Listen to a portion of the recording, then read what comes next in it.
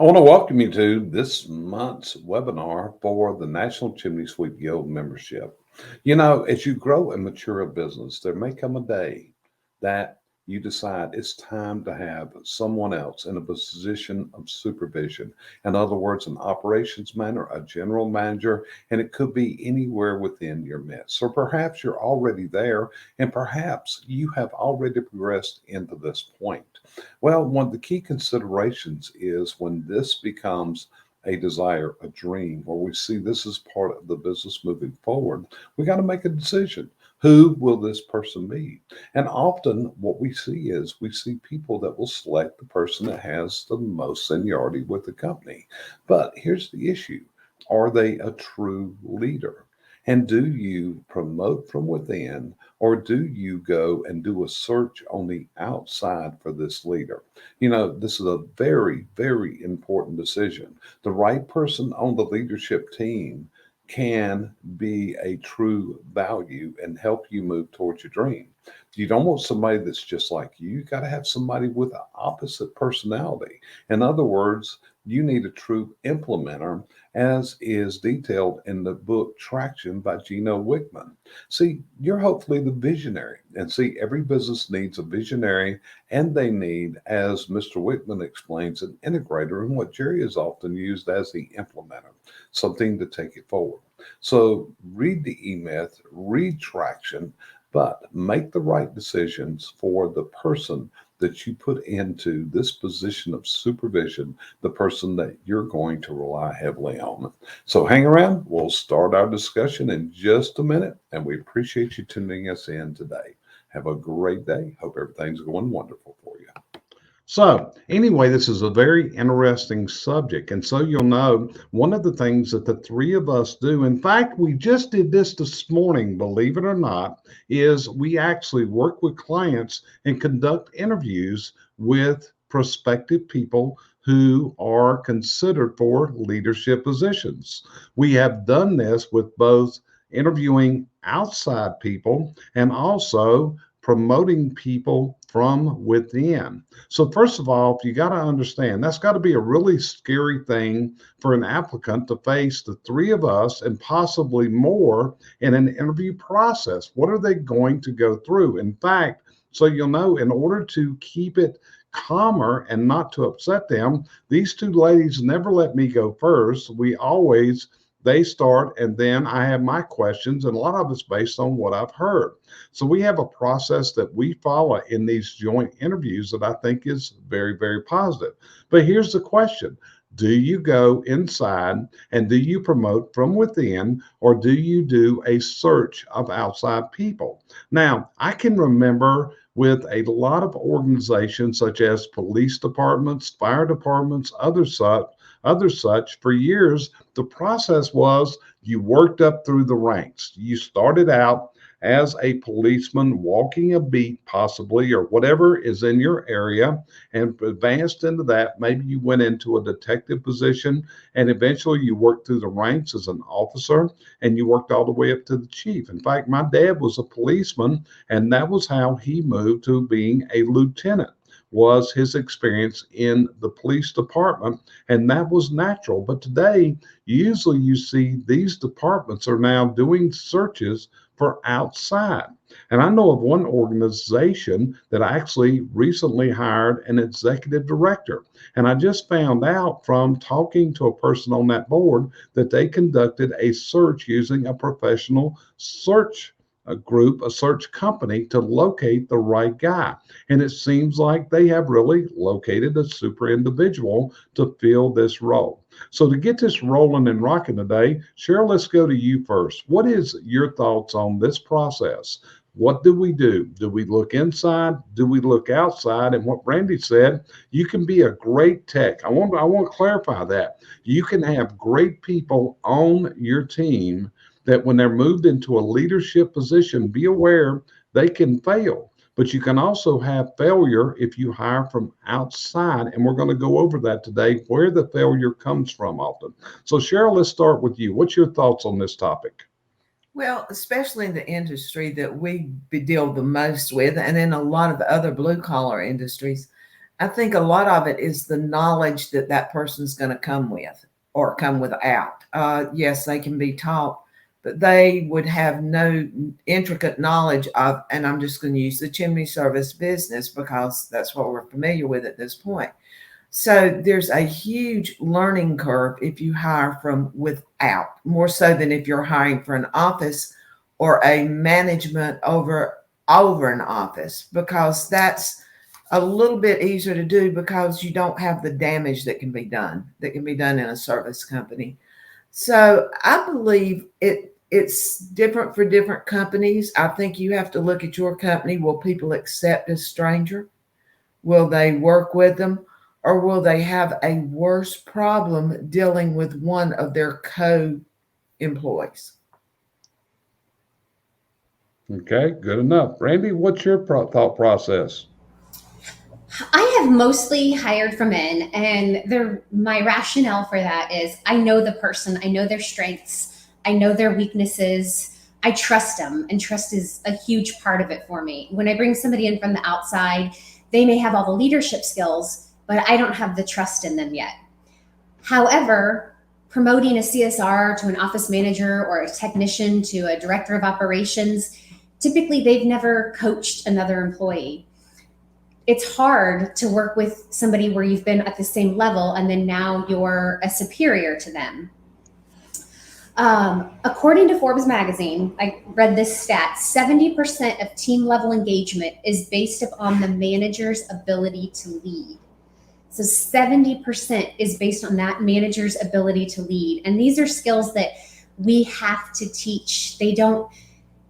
Nobody's born a leader. That whole born a leader thing doesn't exist. You have to be taught these skills. And so if you promote somebody into this position because they're great on the phone, they're charismatic, they book a lot of jobs, and then you promote them into office manager thinking that they're going to be the best office manager, but you give them no office manager training, you're setting them up for failure. Yeah, I agree. So, Cheryl, one of the things that all three of us firmly believe in, and is one of your areas of expertise, is that we got to have a person with the right behavior patterns, what we call the DISC assessment, where they fit into that role. So, how important is this, no matter if we are interviewing inside or outside people, how important is that interior behavior patterns? What does this tell you as an assessor about this person whenever you review their DISC? Well, basically, I know if they're able to talk to other people, but more important than that, I know if they can listen to other people, because to lead, you have to listen. And so with that, I also see their trust factors. I see basically the communication to me is the most important thing. Are you able to communicate on a level that works with a lot of people? You can't be extremely high in a lot of things, because then you rule, and you rule by demanding. So there's a level of where I have to be real careful of recommending somebody for that position, because I know they're going to be a dictator instead of a leader. And on the other hand, I know also if they're going to let their people run their business. So to me, the DISC assessment and a lot of the other assessments out there work great in pinpointing a person that has the personality. They might not have the knowledge. I'm going to add that fact. I can't tell if they've got the knowledge, but I can tell if they have the personality to work in that part. Got you covered. So, Brandy, usually when we're doing our group interviews, which means it would be the three of us and also the client, and sometimes other people that are on the client's leadership team is involved in these. And you're the person that we have go first, and you always come in with a prepared list of questions for these people. Are the questions the same for both of these sides? No, they are not. If I have somebody coming in that is coming in already to the organization and they have that previous leadership experience, then the questions are going to be more geared to how much do they know about leadership? What is their leadership style? If we're taking somebody that's been in a CSR or tech position and promoting them, then I'm going to give them a lot of case scenarios to see where their current leadership skill is and where we need to go with it. they're not going to know their leadership style because they haven't been in that position before.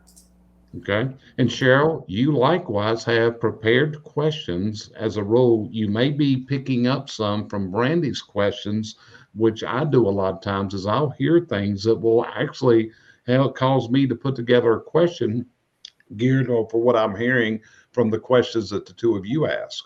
So what are you trying to determine? And are your questions the same if it was a promotion within or an outside hire? Mine are going to be much closer to the same than Brandy's, because where Brandy deals with the interim of the business, I'm dealing with the person that I'm looking at on the interview. I want to know I want to know whether they can listen. I want to know whether they have the knowledge of how to react as a person, not particularly as a leader. Because I'll get the answer if you're a leader, or I'll also get the answer if you're a person that cannot lead with the questions that I ask, because I'm concerned about the business, yes, but I'm more concerned about putting the wrong person in the right seat. Okay. So when we look at this, let's talk failures. And often what we see is we've hired it, and I call this a mid-level manager, where the mid-level manager fails. So Brandy, you've seen this. Cheryl, you've seen this happen. So Cheryl, let me start with you. Whenever you see that a mid-level manager that has been hired and has the right stuff, whether it's a promotion from within or outside, why do they fail? A lot of times it's their insecurity. I noticed that a lot of times. Other times it was their past. They're bringing, I'm going to use baggage. We've noticed people that have been, and I'm not just going to I'll use service because that's prevalent right now. If they've been in the service and they're used to more of a commanding situation, they've got to be very, very careful to drop that commanding and become a negotiator and a person that works it out. Or otherwise, if they have never done anything like that, are you able to command and explain to people, tell them what they have to do? Can you hold someone accountable? And we notice that comes a lot of times as the failure. It's people not having the ability to hold others accountable for what they do. And can you see that in a DISC assessment if that behavior personality is going to be that person, or is that something you can't pick up from the assessment? You can get it to a point. There's a finite thing of the way we do, because even though you have your DISC, your DISC, your 4 commandings, you have a area where you transition. You're always your core, but you can transition to be what you need to be, such as you're an extremely high D. We're all extremely high Ds. Let's just get that over with. You deal by commanding. I deal by persuasion, and Brandy rules by being nice. Actually, she does all the right things for her employees. See, Jerry, somebody thinks I'm nice. Yeah. She can be a little testy at times, but we all, even though our discs are real similar, we do the same things, but in different ways. So we have to be careful where you or Brandy cannot convince somebody to do something or make it happen. I can, or you can when we can't. So a lot of it's in the owner of the company and how they associate with this person that they have brought up. Yeah, great question. So, Brandy, let's take the same question to you. When we have seen failures of mid-level managers, that will be an operations guy. It could even be your office manager. It could be a general manager. What is the reason that you see that so many people fail in the position? The person coming in from the outside, I think one of the most common things I see is they came in and they failed to build that relationship with the team. Now, we're not talking about corporate America. If you have a span of 400 people under you, you're never going to know them all. But we're talking about usually smaller to mid-sized blue-collar businesses where it's important that if you're coming in, you've got to first gain that trust and respect of the team before you're going to be able to be successful. And you know, Jerry, I'm huge on an onboarding plan that lays that out very clearly so that the first several weeks are spent nothing but building that relationship with the team. If it's an internal person that we're promoting, sometimes it's the case of maybe they wanted the title, but they didn't actually know that they would not be a good person to give coaching, that they're not comfortable with that. They're not comfortable giving performance reviews. They're not comfortable with doing payroll and all of the office work that comes along with it. Okay. So when you see this, do people follow your onboarding process? Because yes, you're putting out, let's face it, you and I and Cheryl, we give people proven processes to follow. So whenever the onboarding process is not followed, does failure usually result? Every single time. Okay. So lack of having an onboarding process, no matter if it's interior or exterior, is going to be a part of the problem. Because if it's an outside person, they've got to learn the business skills, the technical skills, what's involved. And if it's an interior person, they've got to follow an onboarding process to build their leadership skills. Is that what I'm hearing you say? Absolutely. Absolutely. Okay. So that's one of Brandy's, and I'm going to give you one of my feelings of why people fail in a managed position. And this is a lack of accountability and a failure to inspect for what you expect by the owners of the company. In other words, I often see people and they say, okay, you're the GM, there's your office, adios, you take care of it. Is that process going to fail, Brandy? Yeah, and it goes back to the same thing I said. There's no formal onboarding. There's no route or path to follow. Okay. It's just here's the office. Good luck. Yeah, it kind of goes along with my Donner Party story of if you don't follow the path, you don't follow this trail that's been blazed for you, and you decide to take shortcuts, just like the Donner Party story, it's not going to be a happy ending. You're going to go down in history for something you probably don't want to be held accountable to. So Cheryl, what's your other thoughts on this? How, if I was going to hire from inside, and I got a great, let's just take the operations guy, and I've got this tech, he is a fabulous salesperson. He is a great inspector. He's a great technician. What am I looking for this guy to become this great leader in my company? What are you looking at? Number one, you have to look at someone that does not impose what he can do on everyone else. In other words, I did it, so you can do it. I think that's the worst thing they can do. But you've got to dig to and get into a person that's willing to give up that extra time and maybe even extra money in the interim until they learn the skills. And I think that's the bigger problem from hiring within. You have got to find out that they have those leadership abilities, and you're going to have to train them. Just as if you train somebody coming from outside, you have to train them leadership plus skills.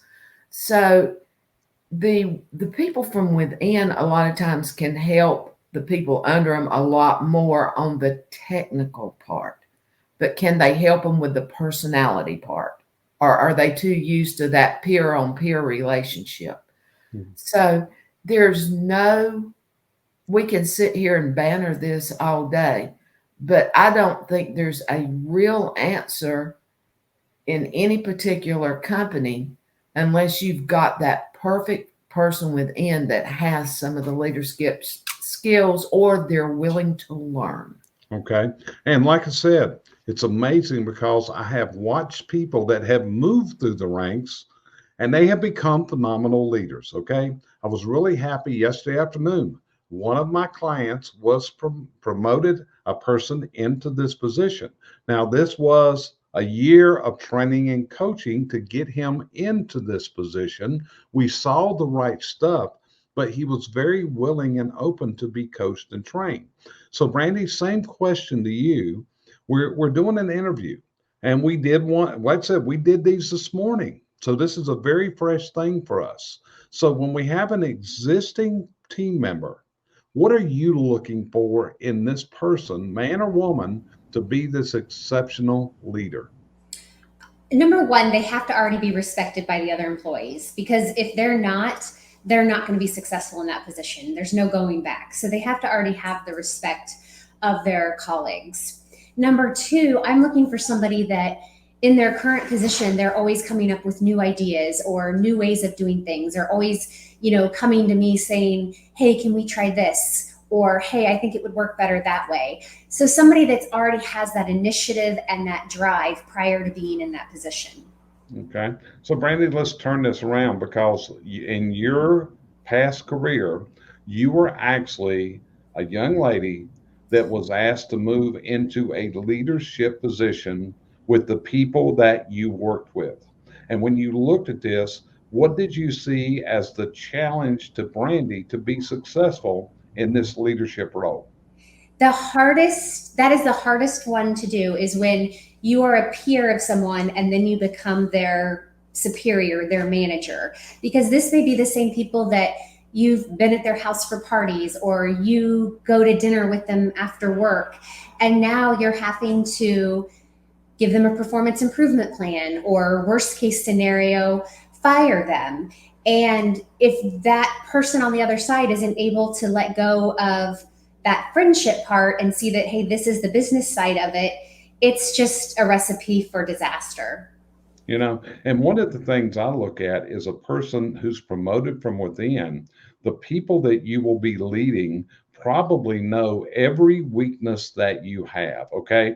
They have seen you, they have seen your failures, they have seen your emotions, they have seen you lose your temper, they have seen you. And to me, that's one of the hardest aspects, is how do you get past this? So, Cheryl, question for you.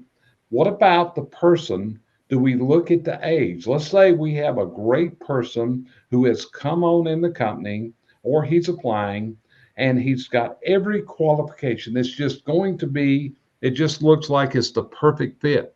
But this person's in their early 20s, and they're going to be managing workers that could be 10, 20, or 30 years older. How does age come into this equation? It depends how they have mingled with their peers in the past. Are the peers looking at them as a 20-year-old? Are they looking at them as an inferior person in the business?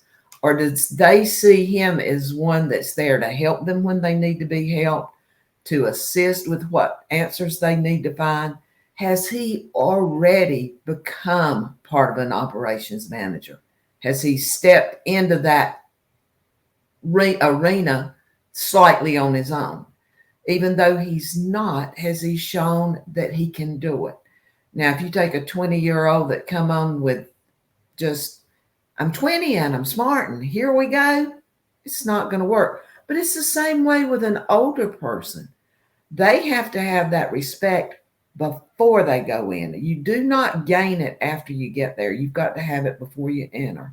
So if you have paid the piper before you moved into this position, I think it's an easy transition. But whether you're 20 or 50, but I think you have to have the peers' approval and have shown them already that, hey, you do these things. I'm here early. I'm here late. I work hard. I help you when you need helping. I do what I need to do. And I think that's where it comes. We always assume that this person's 20. I started stuff at a young age when women were not allowed to do things, especially in construction site. I wasn't accepted for a couple weeks, but it didn't take long before I buried my feet. So yes, a young person can enter a field and they can own a company or they can run a company. And so I look at age as a relativity, because I know some older people that I would not put in a leadership position. Gotcha. So, Brandy, going back into your history, you were a younger person who was engaged, who was entertained, who was requested to supervise people. And I'm assuming some of these nurses that you were looking at were older than you. How did you view this from your point of view as an applicant would? I was that young 21-year-old that was a charge nurse and had nurses working for me that were 40 years, 50 years, 60 years old. I think why I was successful though is I didn't act like I knew it all, and I did quite the opposite. I would go to them and say, hey, I've only been on this unit for a year. You've been here for 10 years. How would you handle this situation? Or I've never encountered this. And so I was more than willing to admit my weaknesses and go to them for help, but then also take that authoritative position and help them when needed. So I think that that's why I was successful. But I will say, Jerry, when we interview for companies, because we also are helping just interview for just the CSR, just the technician position, not the management position. That is one thing that we actually ask if we do have, like maybe with a general manager that's really young and we have somebody interviewing that's older. That's one of the questions that we'll ask is, are you comfortable being managed or led by someone who's much younger than you? Because I've had a tech before quit, and that was his beef. He didn't like being managed by people that were younger than him. So it also depends on the people on the other side. Gotcha. So Cheryl, let's take this back to your side a minute, because this is actually what you deal with is in your hiring and recruiting and the interview processes that you put people through in the assessment. Do we want a leader who is a mimic twin of us as the owner, or do we want someone who is a different personality to balance us? I'm looking for a different personality all the time. If you're hiring another you're going to have exactly the same problems that you have right now. You're going to have exactly the same issues. It's not going to be any different. You need that counterbalance. And so I think that's what works so well especially when we're interviewing for management positions. We're looking for the opposites. We're looking for the person that will actually, if you're the same, you always agree. You've got to have that disagreement to improve things, or they stay as they are. I mean, it's really hard when you hire yourself, and we tend to do that. I have companies over and over and over that are hiring, and I'm talking about for all positions, CSRs, techs, managers. They're hiring for someone just like themselves because that's where they're comfortable. These are positions you need to step into the uncomfortable. Okay, got you covered. And there's a really good comment by Brad Smith. There should only be two kinds of people that work for any company: the people that do a task and the people that help those people do the task. All employees should be the leaders, in my opinion, and I would agree with that 100%. And that's one of the things that we've got to train in our people is the leadership skills. And that's where a lot of companies, in fact, we've got a really good friends. I've never met them. This has been an electronic and phone conversations Brandy has, who is Mike and Rhea Story. And this is one of the key things that they talk about is blue collar leadership. And they go into companies across the country not to speak to the leadership teams. Rather, they're speaking to the workforce itself to instill leadership. And these people are so highly respected. They've actually spoken, believe it or not, at Yale University, which that's a pretty high honor to go into somewhere like Yale or Harvard or something like that to express what is going on. So, Brandy, from your aspect, is hiring people in these leadership positions, is this something that most company owners can do alone, or do they really need someone to assist them through this process and to provide other opinions?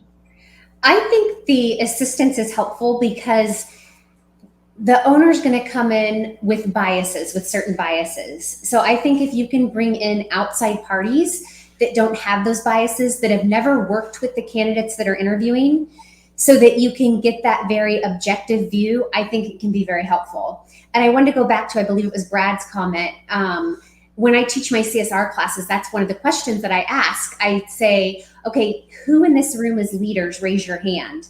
And ultimately, maybe a third of the class will raise their hand. And I say, wrong, you're all leaders. So I thought that was a great point that he brought up. Yeah, I think it was too, because it is key. And like I said, this is part of the process. We can teach skills if someone is willing to learn, but someone has got to have leadership skills. And the leadership skills, yes, they're not born with them, but it is what they develop in life and as they go through life. And how do they understand? I honestly believe you cannot lead anyone till you understand them.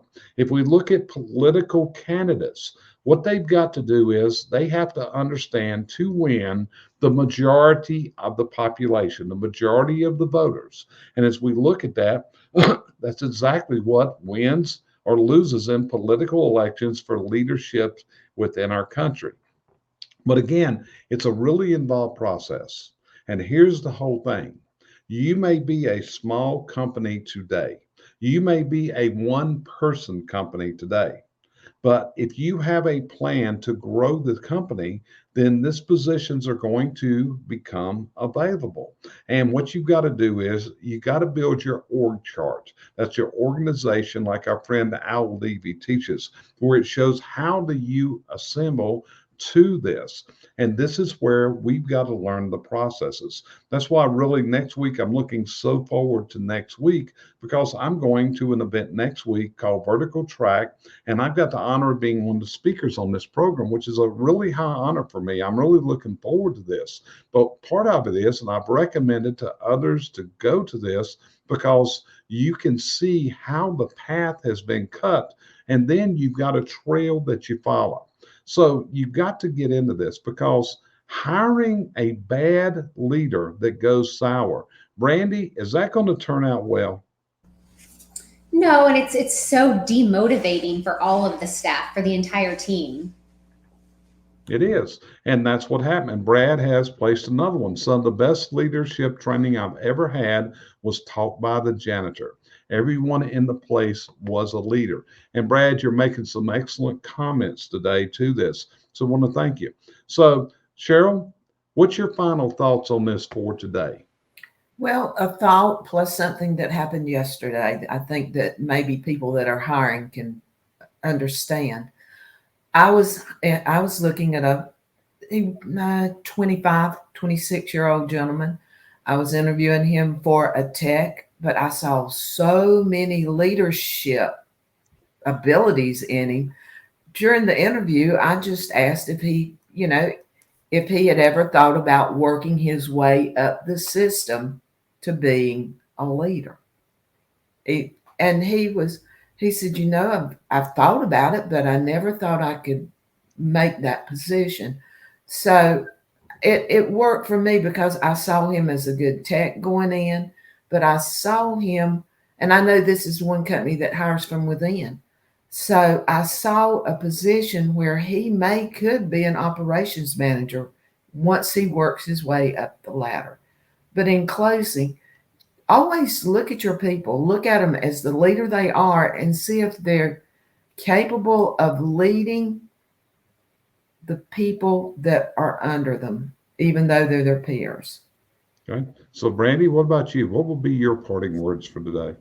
Yeah, I would just say there's no right or wrong answer whether you hire internally or externally. Honestly, it's probably best if maybe you do a bit of both. You open up the position and you interview some internal candidates and some external candidates. But one thing we know when I interview for my own company or I interview for other companies, when I ask why someone is leaving their current job, 9 times out of 10, the answer is, well, there was just nowhere to grow. So we need to be looking at our current people and giving them those growth opportunities. And Brandy, that's one of the key things with Al's stuff. And I'm really looking forward, because Al will be at the same event I'm at next week, talking about his areas of expertise. But this is one of the things about how do you grow those leaders? How do you grow that janitor up into it, just like Brad talked about? And that's where the org chart comes in, and the job descriptions. In other words, if somebody comes to work for you, then where can they grow to? If they're coming in as a janitor, they probably don't want to be the janitor for the rest of their lives. But if I look at it, we have a local, very large grocery chain located nearby here. And it used to be called Food Town, and now it is called Food Lion. And the CEO of this company started, believe it or not, as a stock boy back in high school. And we see this in a lot of companies where people come in and they mature and grow into these positions. And so what we've got to have is a way for this to happen.